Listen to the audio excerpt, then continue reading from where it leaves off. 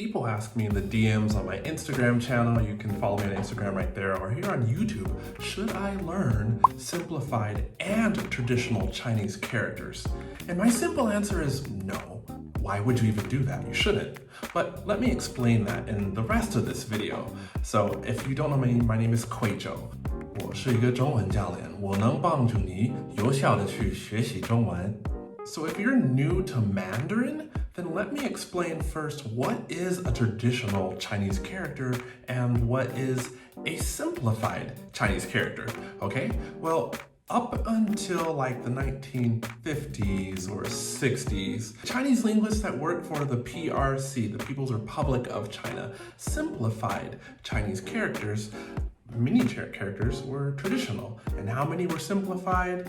I don't know, you're not going to find that in this video, but what I will tell you is some characters, I just actually learned this. I'm learning too. If you want to educate me, go ahead and do so positively in the comments.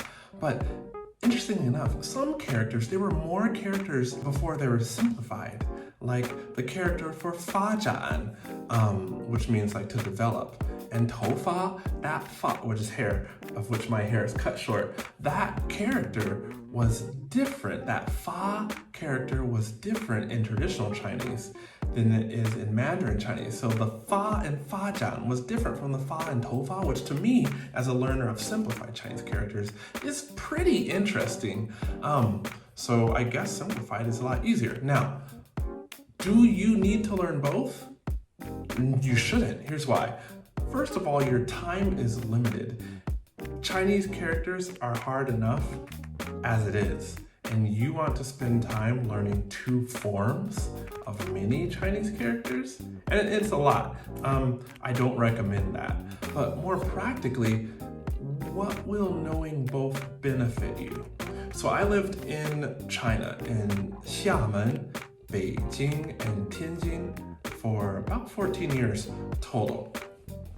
And I knew some Chinese people, actually plenty of people there on mainland China, they actually could recognize traditional characters. And some of them, like on WeChat, you know, Chinese messaging system, really WeChat's everything payment system, would message in traditional characters. Like they installed traditional Chinese character keyboards on their phones. I guess they wanted to be unique, even though in mainland China, like it's actually simplified characters that are used. And so I, of course, learned simplified, even though for my first year of studying Mandarin Chinese at the University of Washington in Seattle, Washington, in the US of A, I actually learned traditional Chinese characters, also known as complex Chinese characters, because they are kind of complex.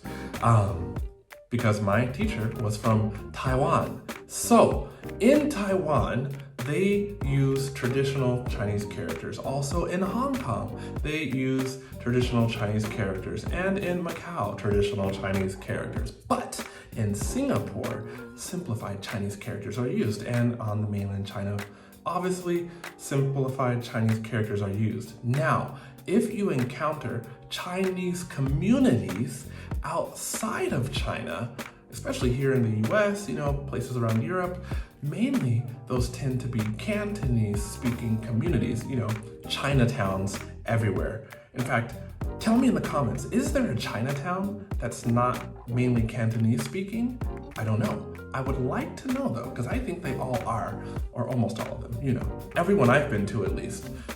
So you'll see traditional Chinese characters there, okay? Now, the point for you is who will you be communicating with? What is your goal for learning Mandarin? The kind of person who speaks Mandarin that you're going to communicate with would dictate what you need to learn. You want to be traveling to Taiwan eventually? Well, then go ahead and learn traditional Chinese characters. You want to go to mainland China like me?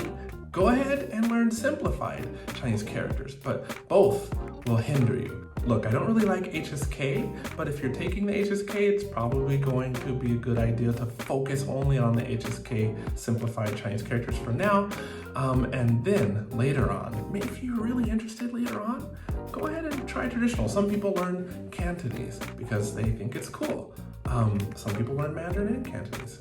Who are you going to communicate with, and where in the world are you going to be doing that communicating? So, tap or click the screen right here if you want to know some good study tips for learning Mandarin Chinese. My name's Kwadwo. I help you learn Chinese efficiently so that you can make clear progress and always improve without having to take a Chinese class. Good study, day up.